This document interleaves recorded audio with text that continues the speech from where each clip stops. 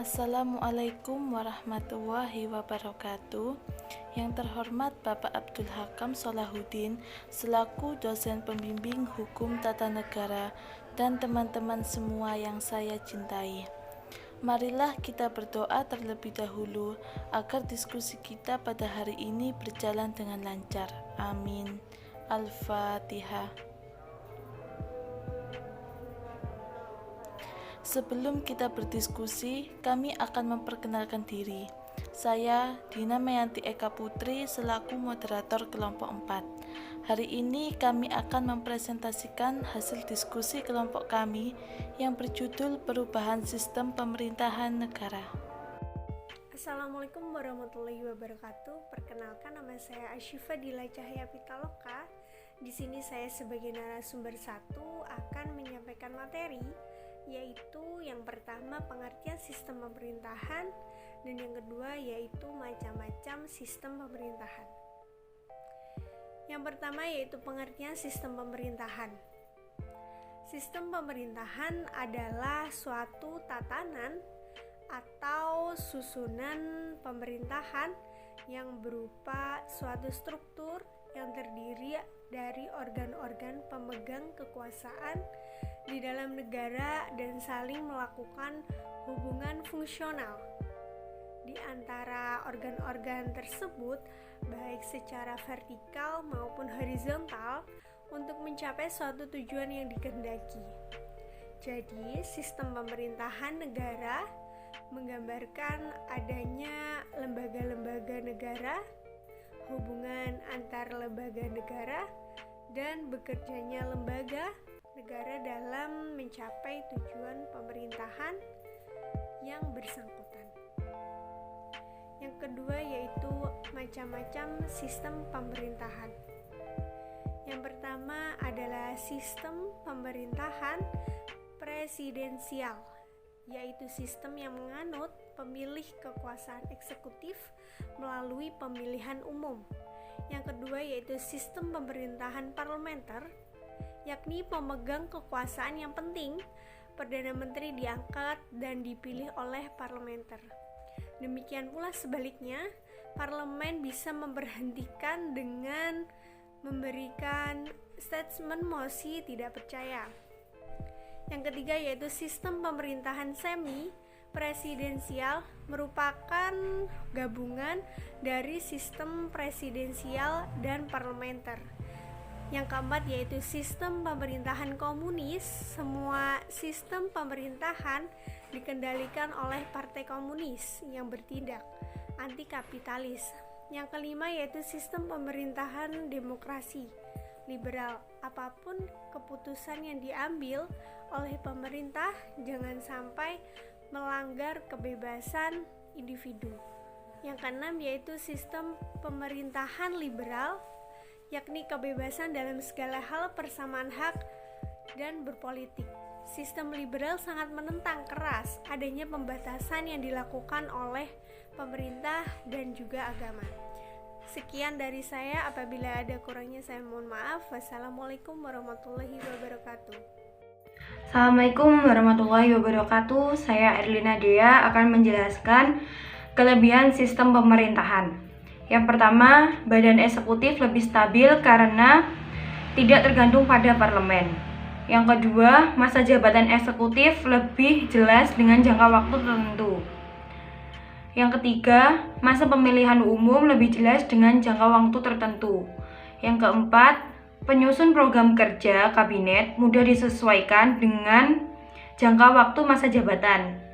Yang kelima, legislatif bukan tempat kaderisasi untuk jabatan eksekutif karena dapat diisi oleh orang luar termasuk anggota parlemen sendiri. Kekurangan sistem pemerintahan, yang pertama, kekuasaan eksekutif di luar pengawasan langsung legislatif sehingga dapat menciptakan kekuasaan mutlak. Yang kedua, sistem pertanggungjawaban kurang jelas. Yang ketiga, pembuatan keputusan memakan waktu yang lama. Yang keempat, pembuatan keputusan atau kebijakan publik hasil tawar-menawar antara eksekutif dan legislatif sehingga keputusan tidak tegas. Ciri-ciri sistem pemerintahan Presiden sebagai kepala negara sekaligus kepala pemerintahan. Yang kedua, Presiden dipilih langsung oleh rakyat melalui proses pemilu bukan parlemen. Yang ketiga, Presiden mengangkat menteri dalam kabinet dalam menjalankan tugas pemerintahannya. Yang keempat, para menteri bertanggung jawab kepada Presiden. Terima kasih. Oke, perkenalkan, nama saya Muhammad Furqani. Saya dari kelompok 4 akan menjelaskan tentang kelebihan sistem pemerintahan dan kekurangan sistem pemerintahan. Yang pertama adalah kelebihan sistem pemerintahan. Yang pertama adalah badan eksekutif lebih stabil kedudukannya karena tidak tergantung pada parlemen. Yang kedua adalah masa jabatan eksekutif lebih jelas dengan jangka waktu tertentu. Yang ketiga, masa pemilihan umum jauh lebih jelas dengan jangka waktu tertentu. Penyusun program kerja kabinet mudah disesuaikan dengan jangka waktu masa jabatan.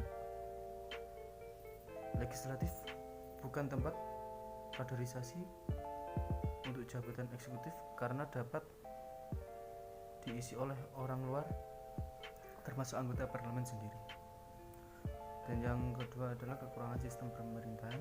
Yang pertama adalah kekuasaan eksekutif di luar pengawasan langsung legislatif sehingga dapat menciptakan kekuasaan mutlak.